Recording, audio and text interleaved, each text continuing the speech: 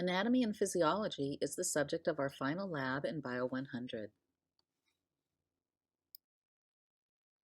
We combined these two areas of study into one lab for a really good reason. In fact, commonly, these two subjects are studied together. The reason for this is simple. Anatomy is the study of structure, and physiology is the study of function. But ultimately, structure determines function, so it makes sense to study these two together. Our focus in this lab specifically is on human anatomy and physiology. The human body is structurally and functionally divided into 11 organ systems. The integumentary system, which is simply our skin, the skeletal system, the muscular system, the lymphatic system, which returns fluid that leaked out of our blood back into our bloodstream, the respiratory system, the digestive system, our two control systems, the nervous system and the endocrine system, the cardiovascular system, the urinary system to eliminate waste from our bloodstream, and the two reproductive systems, specifically in males and in females. That makes for 11 organ systems. In this lab, we obviously can't cover all of those. We will lightly touch on the anatomy and physiology of 4 of these organ systems, the skeletal, muscular, cardiovascular, and respiratory systems. We're going to begin with the skeletal system in Part 1 of your lab manual. Because we are relatively large multicellular organisms, our body has to be supported within rather than on the surface, like we see with the exoskeleton of arthropods. Instead, we rely on an endoskeleton consisting of bones.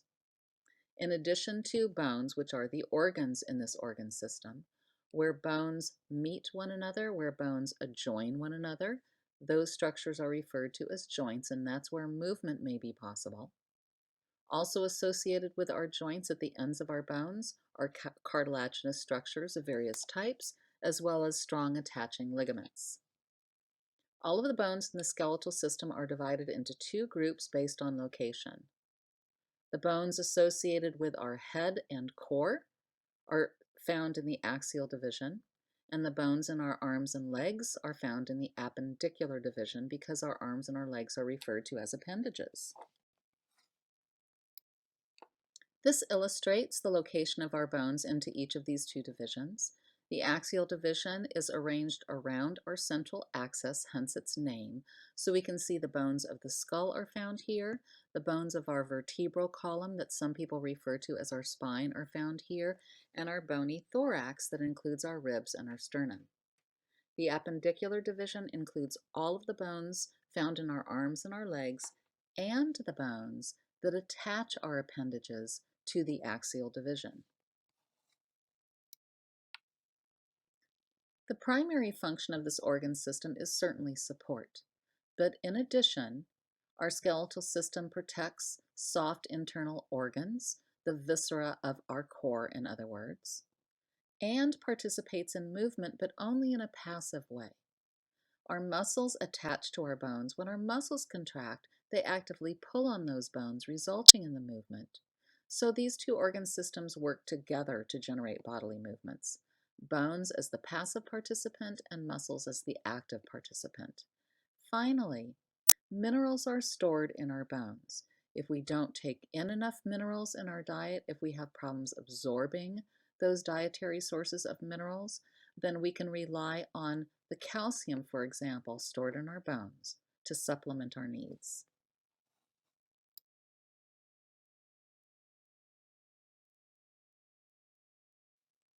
Refer to page 183 of your lab manual.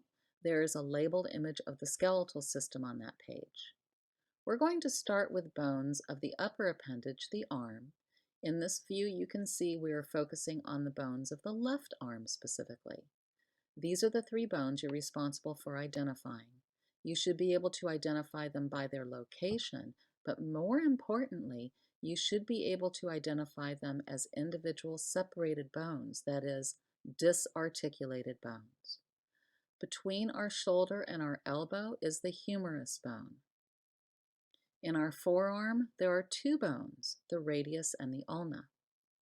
The radius is on the same side as our thumb, and the ulna is on the same side as our pinky finger.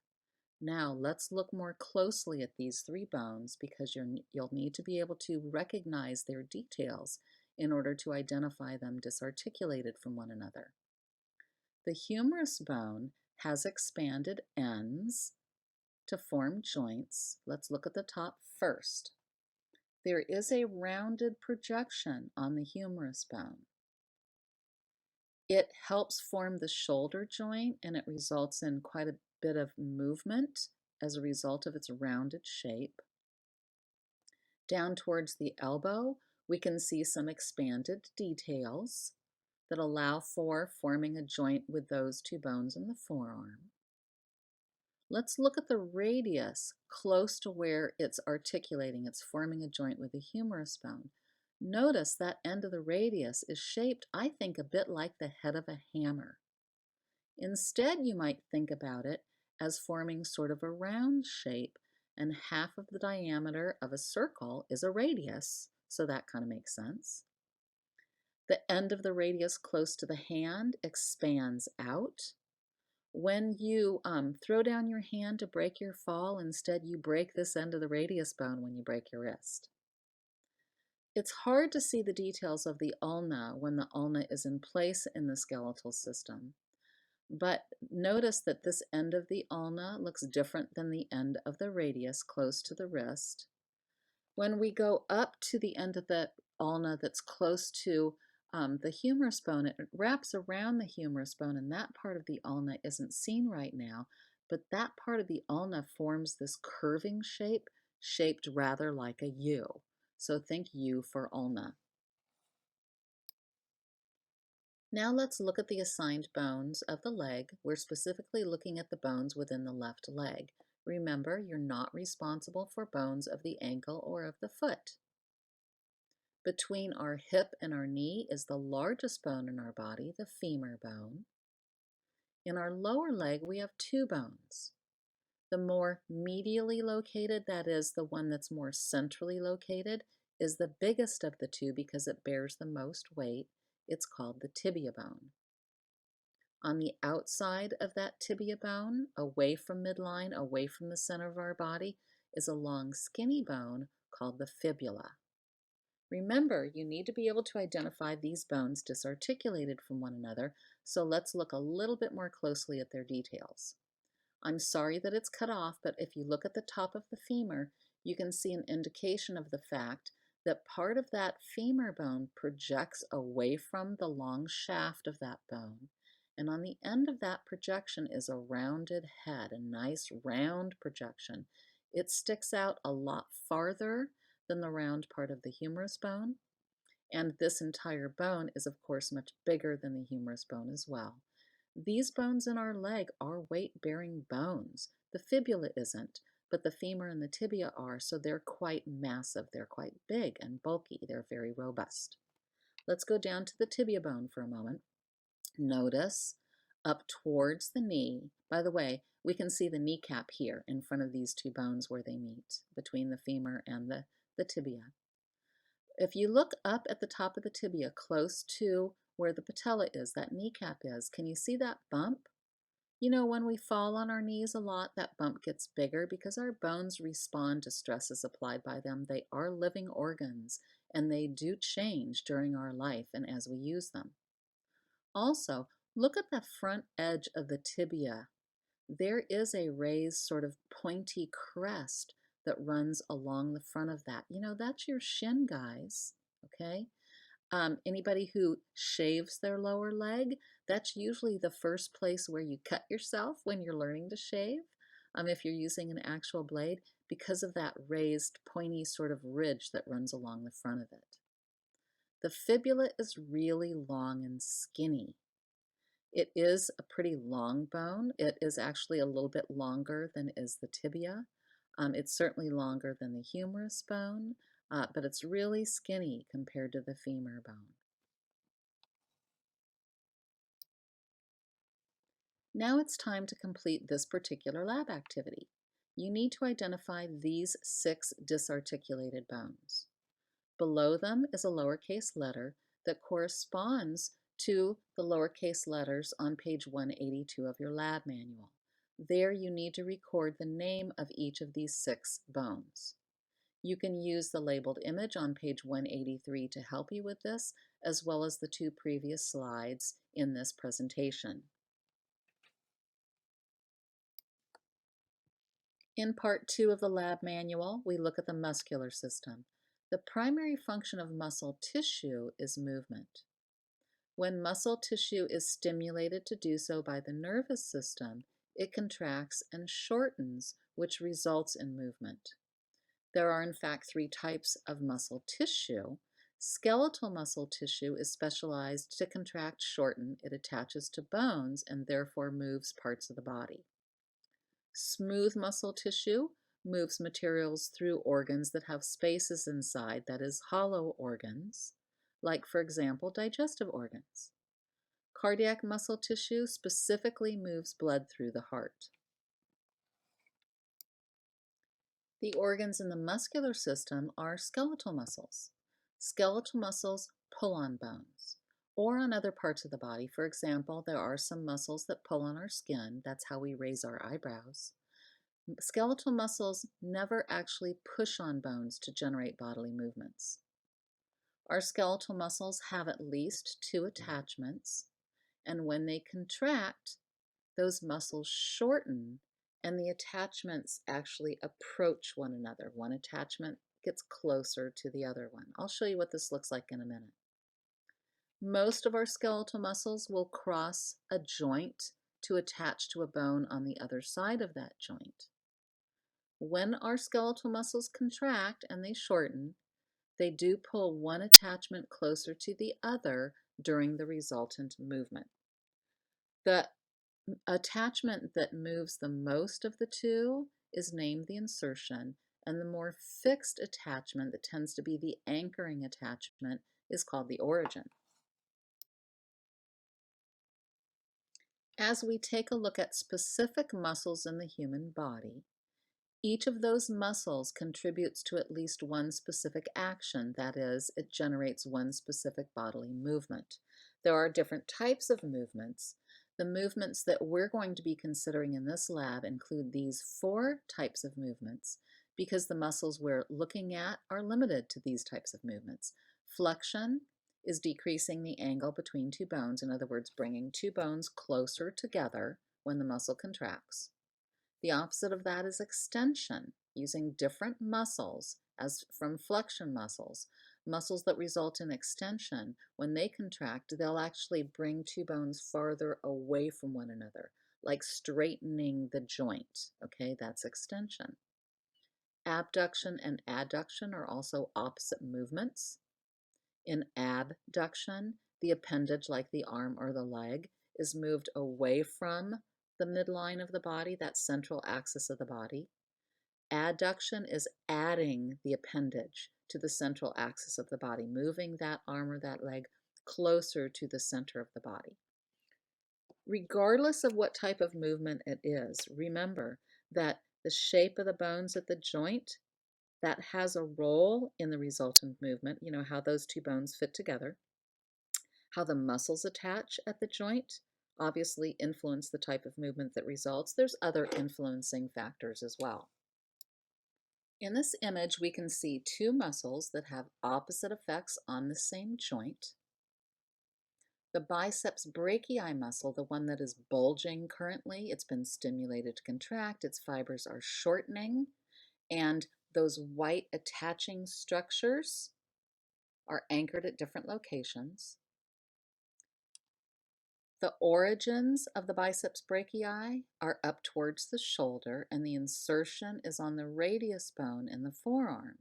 So when the biceps brachii muscle contracts, it pulls on that radius bone, bringing the radius bone closer to the humerus bone in our upper arm. That action, is known as flexion. So look at the little blue arrow. It's showing the direction of movement. The forearm is being brought up towards the upper arm, decreasing that angle between the bones. When the muscle in the back of the upper arm, the triceps brachii muscle, it actually has 3 attachments, 3 origins, and that's why it's called triceps brachii muscle. When the triceps brachii muscle contracts and its muscles shorten, it pulls on the ulna bone and it straightens out the elbow. That's called extension. In these next two slides, we'll take a look at some muscles that are located on the front of our body and muscles that are located on the back of our body. Realize that our muscles are layered. Some of our muscles can be seen in these images, but there are muscles deep to these muscles, below these muscles, that we can't see. Okay, the deltoid muscle is located in our shoulder. It gives us the roundness of our shoulder. If you receive an injection in your upper arm, this is where they jam that needle into.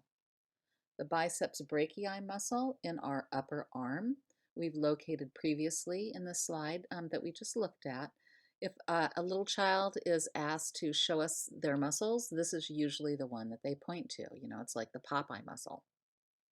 In the chest, superficially, we see the pectoralis major muscle. Now, all of these muscles, by the way, are paired. There's one on the right side, there's one on the left side. I don't know if you've ever seen The Rock isolate his two pectoralis major muscles where he contracts one and lifts it up, then relaxes it, contracts the other one. He sort of bounces those muscles back and forth. This is the specific muscle that he's contracting when he does that little exhibition. The rectus abdominis muscle, again, these are paired muscles. This is one continuous muscle. If you look closely, you can see the fibers are running straight, vertically up and down. That's where the term rectus comes from. It means straight. So the muscles in the abdominal region are named after the direction in which their fibers lie. This gives us that six-pack look. Well, okay, some of us, this six-pack look. Down in the leg, above our knee, is a group of 4 muscles. You can only see 3 of them in this group. This entire group is a very strong group, okay? When it contracts, think about what that might do at our knee. It's called the quadriceps femoris group, quad for 4 muscles in the group. And here's a posterior view of some superficial muscles in the back. One of them we've seen previously, the deltoid muscle that wraps all the way from the front to the back, that shoulder muscle, the deltoid. In the upper part of our back, we can see the trapezius muscle. It blends up towards our neck. It also blends down towards our lower back. On the sides of that trapezius muscle down below are the latissimus dorsi muscles, or dorsi muscles. You can see these very well developed, for example, in swimmers, giving that nice V line to the back. In the back of the upper arm is the triceps brachii muscle that we've talked about previously. You're sitting, perhaps I assume you're sitting as you work on this lab. The gluteus maximus muscles are the biggest muscles in our behind. There are some other deeper gluteus muscles that we can't see. The biceps femoris muscle, is part of a group of muscles called the hamstring group in the back of our thigh. The largest muscle in our calf, it's actually divided into 2 sort of groups in our calf, but it's just one big muscle. That's called the gastrocnemius muscle. Oh, I've misspelled it on this slide. There is a silent C between the O and the N. Some people refer to this as it's nicknamed the gastroc, but whenever there's a C before an N, which there should be on this slide, the C is silent and the N is pronounced. So if you want to act as if you know what you're talking about and sound as if you know what you're talking about, this is properly called the gastrocnemius muscle, and I made that silent C disappear. My mistake, so sorry. Okay, it's now time to take care of the second activity in your lab manual on page 184. In the previous slides, muscles have been identified by name. You need to match these particular actions to the muscles that carry out these actions. The muscle names are listed on page 184. You need to bring in one of these 11 actions to match the correct muscle that carries it out. Think about where the muscle is located. Think about the fact that when that muscle contracts, what is it going to pull on where? Is it going to result in flexion or extension, or is it going to result in abduction, bringing it closer, abduction, bringing it farther away from midline, or adduction, bringing it closer to midline. In part 3 of your lab manual, we're going to talk briefly about the cardiovascular system. Within our cardiovascular system, we have 3 basic components. The blood, which is the transportation fluid. Within this fluid, we find a variety of blood cells or their derivatives, which each carry out a different role. And suspended within the fluid portion, the plasma, are various things in solution, like nutrient molecules that result from absorbing from our digestive system, ions, which are necessary for lots of different functions in our body, regulatory products like hormones that influence other tissues. So there's lots of stuff being transported in our blood in addition to the respiratory gases, oxygen, which our tissues need, and carbon dioxide, a waste product of our tissues. The heart, of course, is the pump for this system. The heart is really a double pump, sending it into 2 different pathways of blood flow. Blood is conducted through organs called blood vessels, and we have 3 types of blood vessels. They are categorized based on what happens within them. Arteries transport in a specific direction. They always carry blood away from the heart, regardless of oxygen content. If it's carrying blood away from the heart, it's called an artery. So think arteries away. The opposite of that will be veins. Veins carry blood back to the heart, so veins will return blood to the heart. Located between arteries and veins are the smallest blood vessels called blood capillaries. These are incredibly thin-walled, and exchange happens between the bloodstream and the fluid around our tissues by diffusion. In this image, we can see a simplified representation of our entire cardiovascular system. In the center of this image, we see the heart. In this image, the person whose heart we're looking at is facing us. So on the left side of the screen, we see the right side of their heart. On the right side of the screen, we see the left side of their heart. The heart is really 2 pumps, as I told you before. In this particular image, by the way, let's talk about oxygen content first. What we see shaded in as red represents blood that is high in oxygen but low in CO2. The blue shaded structures, that's where we find blood that is oxygen poor but has a lot of carbon dioxide, a lot of CO2. The arrows indicate direction of blood flow. So let's start at the heart. The right side of the heart receives oxygen-poor blood from the body. Remember, blood vessels that carry blood away from the heart are called arteries. So pulmonary arteries carry blood from the right side of the heart to the lungs. Pulmonary refers to lungs. At the lungs, there are pulmonary capillaries. That's where we see a change in gas content through diffusion. So at the lungs, the blood's going to pick up oxygen and rid itself of carbon dioxide through diffusion. Blood returning from the lungs will be oxygen rich and of course CO2 poor. See the color change? It's now red instead of blue. Look at the arrow directions. Veins carry blood back to the heart. So pulmonary veins return oxygen rich blood to the left side of the heart. When the left side of the heart contracts, that blood enters arteries that are carrying blood system-wide to all of our other organ systems. So this pathway of blood flow from the heart to the body and back again, that's called the systemic circuit. So there's a whole bunch of different systemic arteries that are carrying this oxygen-rich blood that has been reduced. Its CO2 content has been reduced when we breathed out.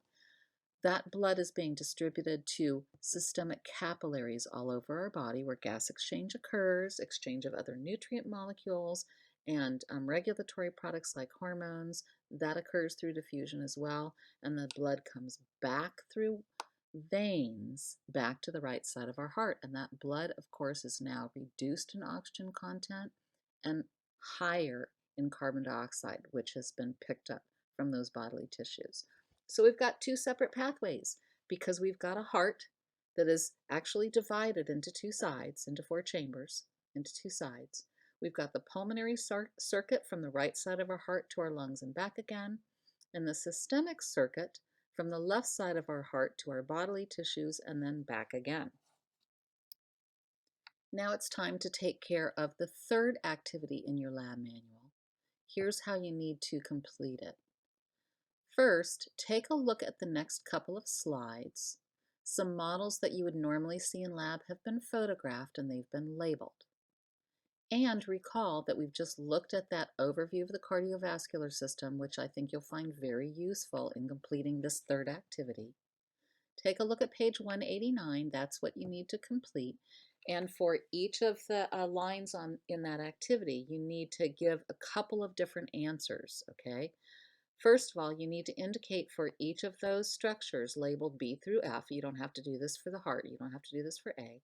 You need to include what's the relative oxygen content found in that structure. Is it oxygen rich or is it oxygen poor? You don't have to worry about CO2 content. Just pay attention to oxygen content. You also have to include for each of those structures, B through F, the direction in which each of those structures is carrying blood. In other words, is that structure carrying blood towards the heart or is it carrying blood away from the heart? In this labeled model, we can see the two sides of the heart have been labeled to get your bearings, right side versus left side. Most of the blood vessels seen here that are labeled belong to the systemic circuit, but we do see some pulmonary vessels labeled. The superior vena cava is draining the upper parts of our body down into the right side of the heart. The inferior vena cava down below is draining the lower reaches of our body up into the right side of the heart. The aorta is a big artery that's helping to distribute oxygen-rich blood, oops, I'm giving you an answer, to all over in our systemic circuit. The aorta is an artery. Leaving the heart are a series of blue arteries that take blood to our lungs. And coming back from our lungs are a series of red-colored veins, returning blood from the lungs to the heart.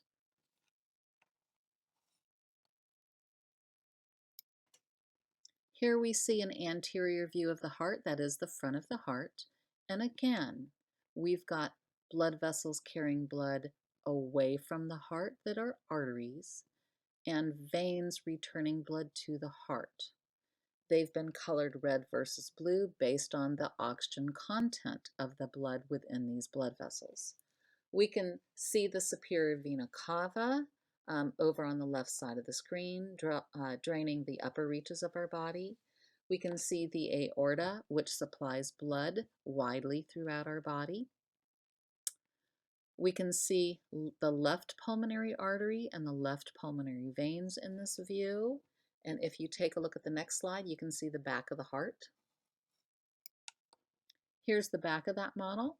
We can see the superior vena cava off to the right. Now we've got somebody who is facing away from us. So their right side is our right side. Their left side is our left side as well. So it's a little bit easier to get our bearings. The superior vena cava is off to the right side of the screen. The inferior vena cava has been cut very short, but you can see it below. Both of those two veins are emptying into the exact same part of the heart. We can see pulmonary blood vessels, very nicely depicted here. We can see there's a full set on the right and a full set that's not labeled on the left. The right pulmonary artery in blue and the paired right pulmonary veins in red. Remember, those colors have meaning in terms of oxygen content.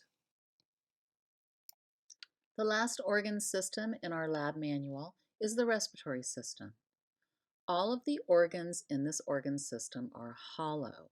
That is, they have a space inside, and the space is continuous throughout all of these respiratory organs. The air is going to flow in two directions through these organs. In one direction as air is brought in, and then of course reverse flow as we breathe out. Cartilage is located in the wall of many of these organs to prevent them from collapsing when we breathe out. Because these structures are moist, it helps with diffusion, it helps with gas exchange. The cartilage is going to help keep those passageways open to maximize air exchange with the outside world.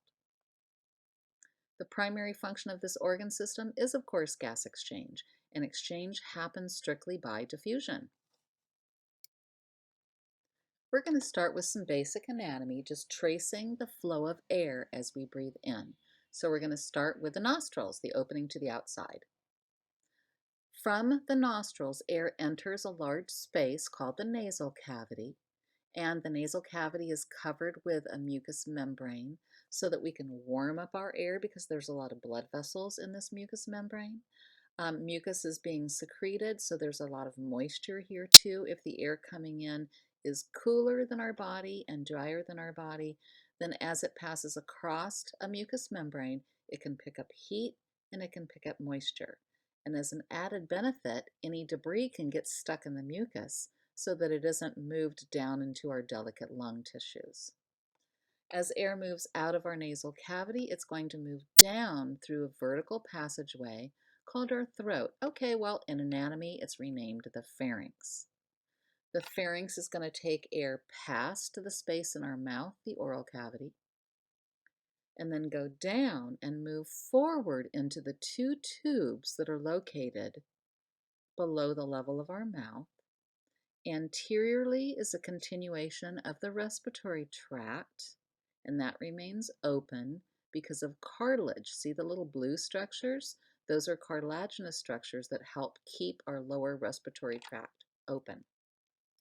Running in the back of it is a collapsed tube that actually leads down to our stomach. That's the esophagus. So after air moves down through our throat, our pharynx, and then it moves into the lower parts of our respiratory tract, the first structure it's going to enter is the larynx. You can see the larynx depicted here at the top of the trachea. That's where we find our vocal cords, by the way, is within our larynx. Then air will move below that into our windpipe, properly called the trachea, and then the trachea is going to branch into a series of branches. Some people call this the bronchial tree because it kind of looks like an upside down tree. As air penetrates deeper and deeper into our lungs, into smaller and smaller versions of these branches, eventually it will terminate in little teeny microscopic sac-like structures, which is the actual site of gas exchange. Those little teeny microscopic sac-like structures are called alveoli. Now that we've covered some basic anatomy of this organ system, the respiratory system, let's talk briefly about its physiology. In order to achieve gas exchange, we need to first move air into our lungs and then out of our lungs again. This is simply called ventilation, also known as breathing. It's the mechanics of moving air in and out of our lungs. We're going to break this down into two basic steps. Breathing in is called inhalation, breathing out is called exhalation.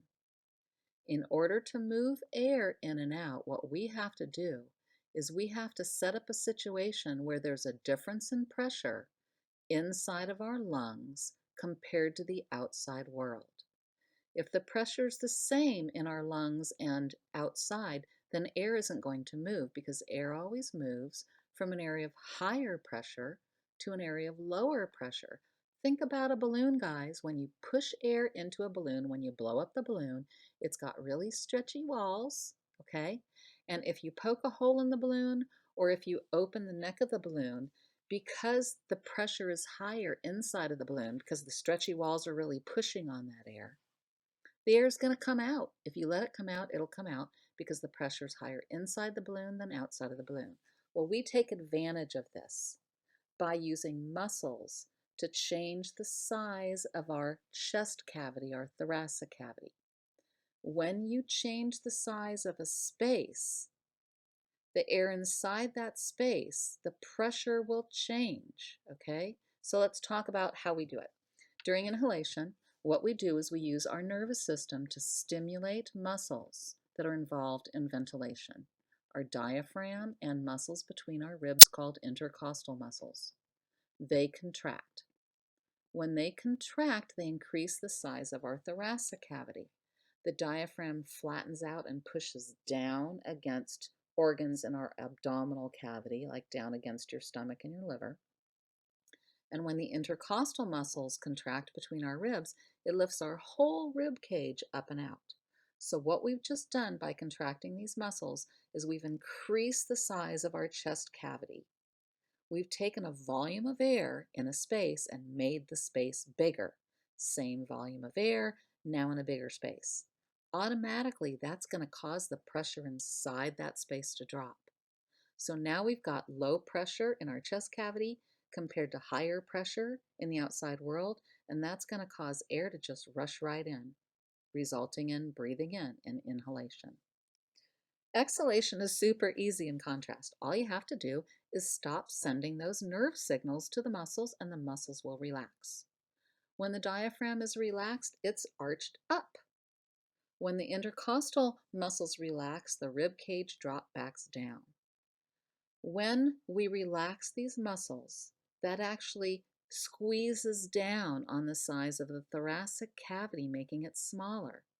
When we breathed in previous to this, we brought more air into our chest cavity, okay? So now we've taken that whole volume of air and we put it in a smaller space, and that's going to push the pressure up in our thoracic cavity, in our chest cavity, and that's going to force air out. Even though we're relaxing muscles, air is being forced out just due to pressure differences. Here we can see how the diaphragm and the change in the positioning of the ribs can change the size of the thoracic cavity. The changes that result in inhalation, where the size of the chest cavity gets bigger, we see some purple color used, and we see a green color used to show changes relative to the ribs and the diaphragm that results in us breathing out during exhalation. So during inhalation, the diaphragm is flattening out. See how it's colored purple? It's flattening out, and that makes our chest cavity bigger. At the same time, the ribs are being lifted up and out. You can see the distance between the ribs is getting bigger as we contract those muscles between the ribs, and even the distance between the front of our chest cavity wall and the back of our chest cavity wall is also getting bigger as the ribs are being lifted up and out. So the thoracic cavity gets bigger as we contract those muscles, pressure drops, and that pulls air in. When we stop contracting those muscles, notice that we see the diaphragm now colored in green arching up, pushing up against the lungs, making the size of the chest cavity smaller. The ribs are dropping back down. That makes the size of the chest cavity smaller as well. And as the size of that cavity drops, its pressure is increasing and that pushes air out even though we're relaxing those muscles. Great. Finally, we get to the main point of this organ system, gas exchange, properly called respiration. We will exchange respiratory gases through diffusion at two locations. We will exchange it between very fine, little microscopic sac-like structures called alveoli in our lungs, and the very small blood vessels in our lungs called pulmonary capillaries. That's where we exchange with the outside world. There's air in the alveoli. There's oxygen poor blood in the pulmonary capillaries. So oxygen will diffuse into the blood and CO2 will diffuse out of the blood at this location between alveoli and pulmonary capillaries. Internally, we'll also have gas exchange happening. This is the way that we distribute that oxygen and pick up the CO2. It's called internal respiration. Where this happens is also between capillaries, but these are capillaries in our systemic circuit, okay? Capillaries in locations other than in our lungs. Our cells have produced CO2 and they've used up oxygen in order to make energy to drive their needs. So oxygen will be in higher concentration in the blood and will diffuse out to serve the needs of the tissues, and CO2 will be in higher concentration around our tissues compared to the blood, so it will diffuse into the blood.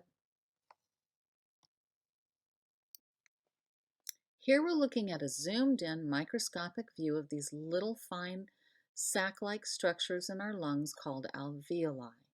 This picture is taken from a magnified view of what we see off to the upper left. Our lungs are actually subdivided into these smaller structures that are actually visible to the naked eye called lung lobules, but you don't have to know that's a lung lobule. Okay, what we're looking at is a sectional view. We're looking at alveoli that have been cut.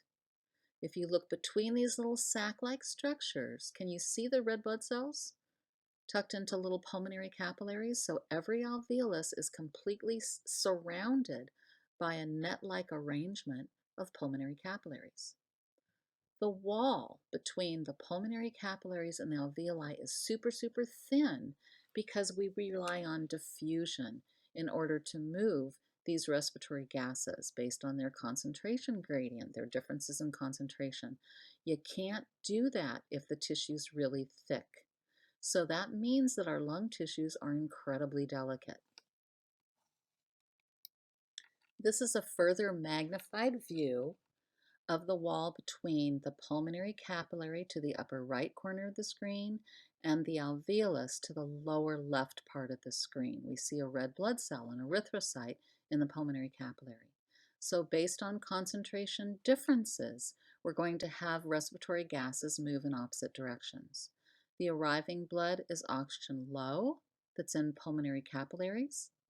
The air that's been pulled into the alveolus has a higher concentration of oxygen, so oxygen will diffuse out of the alveolus into the bloodstream.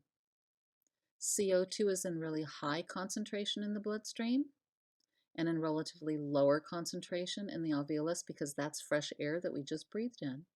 So CO2 will diffuse out of the blood and into the alveolus, so then we can then breathe out the air containing the CO2. It's now time to carry out that last fourth activity in Chapter 13 of your lab manual. On page 190 is where you'll find this activity. There are named respiratory organs on page 190, and you need to be able to match them to the number of the organs seen in the next two slides.